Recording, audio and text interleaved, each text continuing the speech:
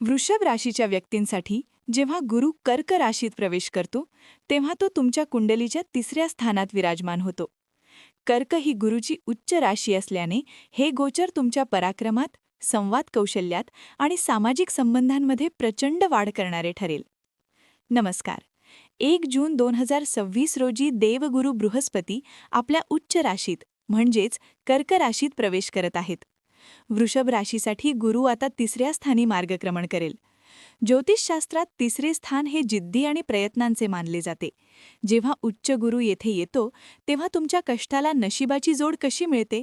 चला पाहूया सविस्तर विश्लेषण. तृतीय स्थानातील उच्चाचा गुरु, संवाद आणि धाडस. कौशल्य विकास.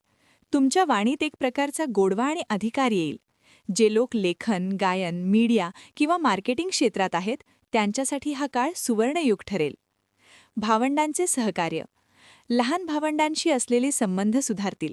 त्यांच्याकडून तुम्हाला एखादा मोठा आर्थिक लाभ किंवा करिअरमध्ये मदत मिळू शकते. नवीन धाडस. जर तुम्ही एखादा नवीन व्यवसाय सुरू करण्यास घाबरत असाल तर हा गुरु तुम्हाला ते धाडस देईल.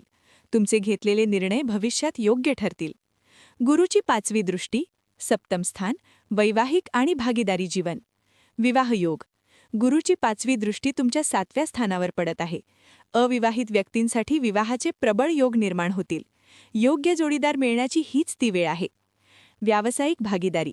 जर तुम्ही भागीदारीत व्यापार करत असाल तर तुमचे संबंध सुधारतील आणि व्यवसायाचा विस्तार होईल. नवीन व्यावसायिक करार फायदेशीर ठरतील.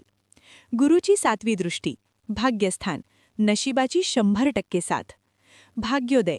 गुरुची 7वी दृष्टी स्वतःच्याच 9व्या स्थानावर पडत आहे. यामुळे तुमचे रखडलेले भाग्य आता चमकू लागेल. कमी मेहनतीत जास्त यश असे काहीसे अनुभव तुम्हाला येतील. धार्मिक प्रवास.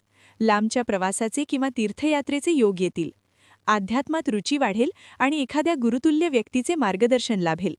गुरुची 9वी दृष्टी, लाभस्थान, उत्पन्नात प्रचंड वाढ. आर्थिक लाभ.